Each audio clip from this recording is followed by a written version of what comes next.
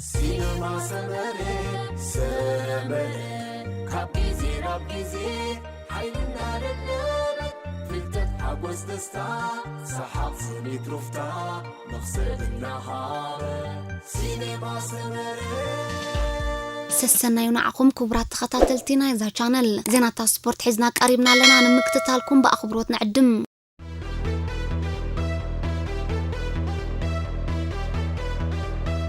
هاجراويت غانتا دق انستي ايرترا تحت 10 عامت مس مزرنا هاجراويت غانتا اثيوبيا حدا حدار كال اي صوت اكت قطمو خانا تفليطلهم نزملكت حستو امناي صباح مدبنا تخطاتلهم بقدام مشت امونغو كلبات ريال سوسيدادن اتلتيك كلبن ابستخايده قطم لا ليغا اسبانيا ايرتراوش ودناو الكسندر إسا انستوهبت فصم قلع مسكعد بمنصنبارو ندغفتون كلبون حاغوس دريبوم الكسندر نتفصم قلع مبل 54 دقيقه امزغيبوام اذا كمزيلن كله اتلتيك كلب امبل 91 دقيقه تصوت حنت شوت رخيبه بزخ اكلتين كلبات بني حبار عوت حدا بحدا تصوت انزازيمن اذا كمزيلن كله الكسندر بحموس انصار سلتا فيغو ابز كايدو قطم لا ليغا امبل 54 دقيقه غانتا مورال حفظ بلت شوتو بمزغابو ادنا اوترخيبو منبارو يذكر ابز عمت سبورت زدمان كلبو 10 شوتوتا تاغزي موازركب الكسندر بكل منقصقاساتو زناد بقعتنا مزغبه كاب غزينا بغزي بمصو طمت حالان كلبات كركب مخالو يفلط ابز غزي زبركت زبل عبيت كلبات بريمير ليغن لا ليغان الكسندر نمونا نستفلالي مطن ገንዘብና ሰላዓ ይቀዳደማ ምህላውን ዘሐቅ ዘረጋግጽዩ ንኣብነት ማንቸስተር ዩናይትድን ማንቸስተር ሲቲን 76 ሚሊዮን ፓውንድ ብምስላዕ ካፕተን አሌክሳንደር ዝበኣሳሉ ዘለዋ ክለባት ክኾናን ከለዋ ባርሳውን ከምተካእታ ናይት ክትውንኖ ሓያል ጻዕር ገራ ክሳብ ሕጂ ዘይሰለጣ ዘሎ ሃላንድ ጠሚታ ትጓየሉ ከም ዘላ ይፍለጥ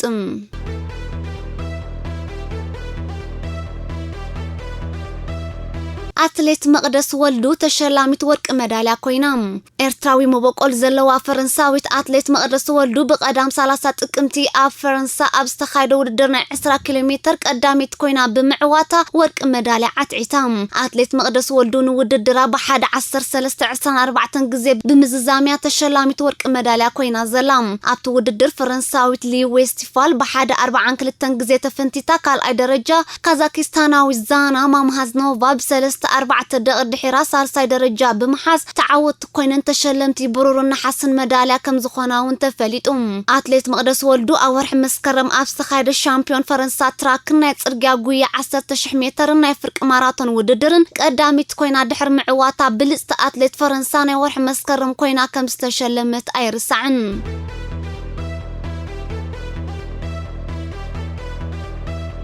راموسن بي اس جن كفاتحو كم زخلو تحبيرهم نابت عباي فرنساويت كلب كابز صنبر 4 أوارح أقصيرون كواتلو كساب حجقن ود غزانايتا كلب كخون ايكالن بسنك زخاته غايش يركب اذا حدا كابلوص اتخلاخل تعلمنا مخانو زنغرلو اسبانياوي مستان 15 عامتا استጻወተ ريال مادريد زنبره وعل فصيمو بنص مسرح مسغار كوا زحلف كرمتنا بي اتش تتصنبره كساب حجقن ابتا كلب كم زي ما امو يزحمم بمسرت معكنا زينا فرنسا راموس ኣብ ግጥም ፍርቂ ፍጻሜ ሻምፒዮንስ ሊግ 2020 ምስ ሪያል ማድሪድ እንከሎ ብዝወረዶ መጉዳእቲ ክሳብ ሕጂ ኣብ ሜዳ ወሪዱ ብብቕዓት ክሳተፍ ተራእየናሎ ለፓርዚየንስ ተባህለት መዓልታዊ ጋዜጣ ፈረንሳ ኣብ ዘስፈረቶ ጽሑፍ ድማ ፒኤስጂ ምስ ራሞስ ዝገበረቶ ውዕል እንተደኣ ሰሪዛቶ ምንም ቅሬታ ኣይክስማዓንዩ ስለዚ ክንስንብድ የብልናን ክትብል እታ ክለብ ነዚ ወሓለ ተኸላኻሊ ክትከስሮ ከም እትኽእል ኣተንቢሃላ በዚ ከዓ ነቲ ክሳብ 2023 ዝኣተወቶ ናይ 2 ዓመታት ውዕል ኣብ ዝኾነ እዋን ከተፍርሶ ተኽእሎ ከም ዘሎ እታ ጋዜጣ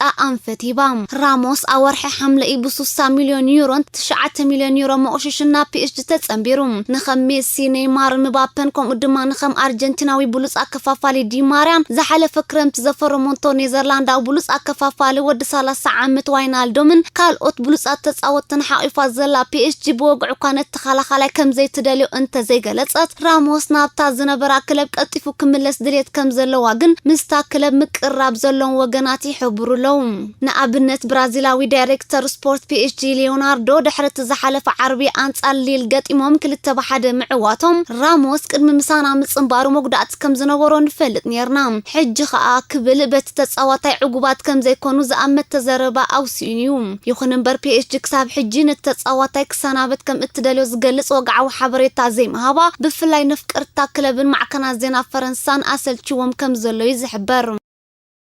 ሜሲ ናብ ባርሳ ክምለስ ድሌታልን ይብል ሜሲ ናይ ጸወታ ግዚኡ ምሰብቀዐ ናብ ባርሳ ተመሊሱ ከም ናይ ቴክኒክ ጸሓፍ ናይታ ዘዕቤት ክለብ ኮይኑ ክሰርሕ ከም ዝደሊ ተዛሪቡ ንሱ ጫማይ ካብ ጸወታ ምስቕልኩ ናብ ባርሳ ተመሊሰ ከም ናይ ቴክኒክ ጸሓፍ ኮይኑ ክሰርሕ ድሌታለኒ ሓለፍቲ ባርሳ ድሌት እንተለዎም ድማ ብወገነይ ክፉት ሰብ ዘለኹ ክብል ሓቢሩ ኣርጀንቲናዊ ሜሲ ከም ዝዓነ ድሌት ከም ዘለዎ ምግላጹን ብዙሓት ወገናት ኣገሪሙሎም ኣብ መጻእ ናይ ኩዕሶ እግሪ ዘመኑ ዛዚሙ ጥሮታ ምስ ኣባል ዘለዓለ ምምሕዳር ባርሴሎና ክኸውን ምድላዩ ኸኣ ኣብታ ክለብ ንዘሎ ፍትወ ዘንጸባርቕ ከም ዝኾነ ተሓቢሩ ብርግጽ ኩሉ ግዜ ናብ ባርሳ ተመሊሰ ነታ ክለብ ዝከኣለኒ ክሕግዛ ድሌት ከም ዘለኒ ንቐረብተይን ካልኦትን ዝሕብሮም ዝበለ ሜሲ እዚ ኣቕሪቦ ዘሎ ጠለዋላ ኣብ ባርሳ ኣይስለጦ ኣብ ካልኦት ክለባቱን ብኸምኡ ዓይነት ከገልግል ባህጊ ከም ዘለዎ ኣረዲኡ ኣብ መወዳእታ ሜሲ ናብ ባርሳ ክምለስ ድሌት ኣለኒ ነታ ክለቡን ኣዝየ ዘፍቅራ ስለዚ ዝከኣለኒ ክሕግዛ ዕሬ ተስፋ ገብር ከኣ ባርሴሎና ኣብ ዓለም እታ ዝበለጸትን ዝሓለትን ክለብ ክትከውን ክብል እቲ ሕጂ ንሻብዓይ ግዚኡ ሽልማት ባሎን ዲኦር ከዓትር ሸባሸብ ዘሎ ብሉጽ ናይ ዓለምና ኣጥቃዓይ ዘረብኡ ደምዲሙ ኢብራሂሞቪች ንምባፔ ይመክር ብዝህቦም ላዛን ባጫን ዝተሓወሶም ዘረባታት ዝፍለጥ ኢብራ ኣብ ጸወታ ብዘንጸባርቆ ሓይሊ ዝተሓወሶ ብቕዓትን ጎነጽን ሓደ ካብቶም ማዕከናት ዜና ስፖርት ተፈላጥን ዓይኒ ሰሓብን ክኸውን ኣኽኢልወዩ ብዘይካዝን ኣብቶም ኣብ ካልእ ዓውዲ ዝነጥፉ ዕውታት ሰባት ዘተኮረ ዘረባን ወቐሳን እውን ሰው ስለ ዘብል ዝበዝሕ ግዜ ግዳይ ወቐሳን መዛረቢ ዜናታት ስፖርትን ስለ ዝኸውን ንጥፈታት ስፖርት መቐረት ምስ ወስኸሉ እዩ እዚ ወዲ 40 ዓመት ብሉጽ ኣጥቃዓይ ሕጂ እውን ናብ ምባፔ ዝቐንዐ ወቐሳ ዝመስል ምኽሪ ዝሓዘ መልእኽቲ ሰዲዱሎም ንሱ ኣብ ዘረብኡ ኣድናቃይን ደጋፍን ናይ ተወድዕ 22 ዓመት ፈረንሳዊ ኣጥቃዓይ ምዃኑ ብምጥቃስ ንምባፔ የድንቆየ ክሳብ ሕጂ ብዘንጸባርቆ ዘሎ ብቕዓት ድማ ዕጉቤ እንተኾነ ኣብ ናይ ሙቾት ዞባ ደቂሱ ስለ ዘሎ ካብዚ ናይ ሙቾት ሃዋሁ ክለብ PSG ወፂኡና ብቕዓቱን ሓይሉን ከመስክረሉ ዝኽእል ተሪር መድረኽ ክጥምት ይግባእ ክብል ብመንገዲ መደበር ቴሌቪዥን ቴሌፉት ናይ ፈረንሳ ገይሩ ናይ ዓባሓው ምኽሪ ለጊሱሉሎም ኢብራ ኣስዒቡ ምባፔ ኣብቲ ዝለዓለ ደረጃ ክበጽሕ እንተደኣ ኮይኑ ቀልጢፉ ካብ ክለብ PSG ወፂኡ ንነፍሱ ምስቶም ዝመዓራረዩ ተጻወት ዘይኮነ ምስቶም ንቅድሚት ከሰግሙዎን ከተባብዕዎን ዝኽእሉ ተጻወት ክሰርዓ ከም ዘለዎ ሓቢሩ ወዲ 40 ዓመት ብምዃኑ ንብቕዓቱ ብኸመይ ከም ዝሕልዎ ተሓቲቱ ኣብ ዝሃቦ መልሲ ድማ ኢብራ ልክዕዩ ኣነ ወዲ 40 ዓመት እንተኾነ 40 ቁጽር ምዃኑ ንኹሉ ሰብ ከርእዮ ዝደሊ ኣነ ገና እቲ ዝደልዮ ክገብር ሙሉእ ዓቕምን ብቕዓትን እዩ ዘለኒ ብምባል ዕድመ ብምድፍኡ ዝጎደሎ ነገር ከም ዘይብሉ ሓቢሩ ንሱ ስዒቡ ሓቂዩ ከም ትቅድሚ 4 ወይ 5 ዓመታት ጻወቶ ዝነበርኩ ክጻወት ከም ዘይክእል ርዱዩ እንተኾነ ሕጂ ዝያዳ ነቂሕን ተመክሮ ደሊበን ዘለኹ ኢሉ ኢብራሂሞቪች ኩሎም ደቂ ጋንቱ ተወፋይነቶም እንተደኣ ኣረጋጊጾም ሎም ዓመት ኤሲ ሚላን ዋንጫ ሴሪኣ ክትዕወት ምዃና ሙሉእ ርእሲ ምትእማን ከም ዘለዎን እግረ መንገዱ ገሊጹሎም ከይጻዓርካ ዝሕፈስ ዓወት ስለዘየለ ግን ዝክውን ንምግባር ኣበርቲዕና ክንጽዕር መስዋዕት ከነካይድን ልዕሊ ኩሉ ድማ እምነት ክህልወና ኣለዎ ክብል ዘረብኡ ደምዲሙ ተወሰኽቲ ዜናታት ሪያል ማድሪድ በቀዳም ምሽት ኣብ ልዕሊ ኤልቼ 2-1 ኣብ ዝተዓወተትሉ ግጥም ክልተ ወሰንተ ጸወታ ኣብ ውሽጢ ፍርቂ ደቂቃ ፍንጮም ብምድዕማሶም ንብዙሓት ኣገሪሙ ከምቲ ነቲ ጸወታ ብመስኮት ቴሌቪዥን ዝተኸታተልናዮ ፈለማ ማርያኖ ኢም ዝተኸላኸለ ኤልቼ ብምግጫው ኣፍንጭኡ ተሰይሩ ክሳብ ሓካይም ተጓዮምና ሜዳ ብምእታው ዝሕክሞ ድማ ገጹ ብደም ጨቂዩ ይርአ ነይሩ 30 ካልእታት ጸኒሑ ድማ ካሲሜሮ ተመሳሳሊ ሓደጋ ኣጋጢሞ ኣሰልጣኒ ሪያል ማድሪድ አንቸሎቲ ካብ ኤልቼ 3 ሙሉእ ነጥብ ንኽምንዝዕ ናይዞም ክልተ ተጻወት ጥራይ ኮነን ዋጋ ከፊሉ ሮድሪገን ሉካጆቪችን እውን ኣብ ብርኮ መስበርቲ ኣጋጢሞም እዩ አጥቃይ ባርሴሎና ሴርጂዮ አጉዌሮ ናይ ልብ ጸገም አጋጢሞ በምህላው ሙሉእ ናይ ልብ ሕክምናዊ መርመራ ከካይድ በሐካይሙ ተሓቢር ወከም ዘሎ ተገሊጹ አጉዌሮ ጋንቱ ዝሓለፈ ቀዳም ምሽት ምስ አላቬዝ ኣብ ዝገጠመትሉ እዋን ኩዕሶ ብሩስ ካርም ክብል ድሕር ምንጣሩ ኣብ አፍ ልቡ ከቢድ ቃንዛ ተሰሚዕዎ እቲ አርጀንቲናዊ ምናልባት እቲ አጋጢሞ ዘሎ ናይ ልብ ጸገማት ንሓዋሩ ካብ ኩዕሶ እግሪ ከኣልዮ ከም ዝኽእልን ማዕከናት ዜና ስጳኛ ዝሕብራ ዘለዋ ኣብቲ ባርሳ ሓደ ብሓደ ዝተፈላለየትሉ ናይ ቀዳም ምሽት ግጥም አጉዌሮ ፊሊፕ ካውቲኖ ተቀይሩ ድሕር ሙጹ ብኡንብኡ በአምቡላንስ ተጸይሩ ናብ ሆስፒታል ከም ዘምርሐ ይፍለጥ ሓለፍቲ ቶተንሃም ንኣሰልጣንታ ጋንታ ኑኖ ኤስፔሪቶ ከባሩ ወይ ደናደኑ ከም ዘለው ተገሊጹ ኣብ ወንበርታ ጋንታ ዳንኤል ሌቪ ኣብ ልዕሊ ፖርቱጋላዊ ኣሰልጣን ዝነበሮ ተስፋ ጸንቂኦ ከም ዘሎ ዝገለጻ ማዕከና ዜና እንግሊዝ ኣብ ዘን ዝቕጽላ ውሑዳት ሰዓታት ወይ መዓልታት ንምስንባት ናይቲ ሰልጣን ዘበስር ዜና ንደገፍቲ ቶተንሃም ከስማዕ ትጽቢት ከም ዘሎ ተሓቢሩ ደገፍቲ ቶተንሃም ጋንታኦም ዝሓለፈ ቀዳም ብማንቸስተር ዩናይትድ 3-0 ድሕር ምድሃኻ እቲ ኣሰልጣን ብዘይ ወዓል ሕደር ክባረሮም ዝጽውዑ ዘለው ቶተንሃም ንኤስፔሪቶ ዝትካ ኣሰልጣን ገና ከም ዘይሓጽ ዘመልክቱ ጸብጻባት ምናልባት ክሳብ ሓድሽ ኣሰልጣን እተሓጽት ፖርቱጋላዊ ኣመዝነቱ ክቅጽል ከም ዝኽእል ይሕበር ኣሰልጣኒ ፖርቶ ሴርጂዮ ኮንሴኮ ሓንቲ ካፕተን ዘድንቕን ክለባት እንግሊዝ ቶተንሃም ምዃና ይገልጽ በምህላው ምናልባት ኣቃልቦ ሌቪ ብምስሓብ ናብታ ጋንታ ክመጽእ ተኽእሎ ከም ዘሎ ድማ እቶም ጸብጻባት ወሲኾም የመልክቱ ኣብ ትሕቲ ኣሰልጣኒ ዴቪድ ሞየስ ነገራት ቀኒዕዋ ዘሎ ዌስትሃም ኣብ ልዕሊ ኣስቶን ቪላ 4-1 ድሕር ምዕዋታ ነጥባ ምስተኣፍሳይ ደረጃ ተቐሚጣ ዘላ ሲቲ ኣማዓራርያ ኣብቲ ግጥም ኮኸባት ቃይ ዌስትሃም ዴክላን ራይስ ሸቶ ክቁጽር እንከሎ ንዴቪድ ሞየስ ድማ እታ ግጥም መበል 999 ነይራ ዌስትሃም ዛጊት ኣብ ዘካየደቶ 10 ግጥማት 20 ነጥቢ ከተዋህለል ብምኽኣላ ኣብ ፕሪምየር ሊግ ብሲቲ ተበሊጻ 4 ደረጃ ክትሕዝ ክኢላላ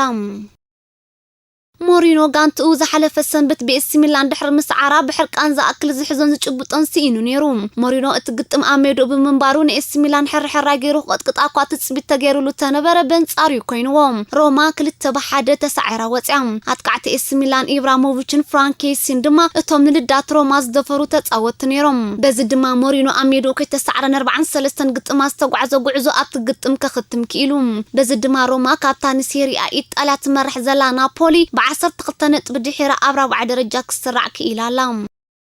ኮኸብ ተጻዋታይ ቸልሲ አንቶኒዮ ሮድሪገር ብክለባት ፒኤስጂ ሪያል ማድሪድ ባየር ሙኒክን ሊቨርፑልን ክትትል ይግበረሉ ከም ዘለው ተገሊጹ ተወዲ 28 ዓመት ጀርመናዊ ዋላኳ ምቸልሲ ሕጉስ ከም ዘሎ ንውዕሉ ክሕድስ ድሌት ከም ዘለዎን ይግለጽ እንተሎ እዘን ክለባት ግን በቲ ዘንጸባረቀ ዘሎ ብቕዓት ተማሪኸን ንኽዕድጉኤን ዓይነን ኣውዲቕናሉ ዘለዋ ቸልሲ ድማ ዝተጻወታይ ከይከዳ ስለዝሰግአት ኣብ ሜዳ ስታንፎርድ ብሪጅ ንንውሕ ዝበለ ግዜ ንኽጸንሕ ሰሙናዊ 140,000 ፓውንድ መሃያ ዘሁባ ሓድሽ ውዕል ቀሪባትሉ ከም ዘላ ይግለጽ ናይ ቅድም ተጻዋታይ ኒውካስልን ሃገራዊት ጋንታ እንግሊዝን ዝነበረ ካረን ዳየር ጸላም ከብዱ ካብ ስራሕ ወጻእ ኮይና ብምህላዋ ህጹጽ ናይ ጸላም ከብዲ መተካእታ ይድልዮ ከም ዘሎ ተሓቢሩ በዚ ድማ ተወዲ 42 ዓመት እንግሊዛዊ ህይወቱን ምድሓን ሕክምናዊ መጥባሕቲ ብምክያድ ሓዳት ጸላም ከብዲ ክትከለሉ ይጽበሎም እዚ ምስ ኒውካስልን ዌስትሃም ንነዊሕ ዓመታት ዝተጻወተ ምስ ሃገራዊት ጋንታ እንግሊዝ ድማ 33 ግዜ ዝተሰለፈ ኣከፋፋሊ ንኽልተ ዓመታት ዝኣክል ብሕማም ጸላም ከብዲ ክሳቀ ከም ዝጸንሐ ይንገረሉ ዳየር ኣብ ዝዋን ኣብ ክለብ ኤስፒዩች ታውን ከመሰልጣን ናይ ትሕቲ 23 ዓመት ተጻወት ኮይኑ ዝሰርሕ ዘሎ ንሱ ኣብ ዝሓለፈ ቀረባ እዋኑን ምስ ሓንቲ ሴሌብሪቲ SAS ተባህለት ቴሌቪዥን ቃለ መሕትት እናገበረ እንከሎ ሳምቡ ሃንደበት ዶ ብምባላ ሃለዋቱ ኣጥፊኡ ከም ዝነበረ ይንገረሉ እምበኣርከስ ዝኸበርኩም ተኸታተልትና ንሎም ዝበልናዮ ትሕዝቶ ዜናታት ስፖርት ኣብ ዝፈጽምና ኣለና ስለምክታልኩም ኣዝና ብምስጋን ከም ወትሩ ሼር ላይክ ሳብስክራይብ ብምግባር ክትደጋገፉና እናተላበና ክንፋነወኩም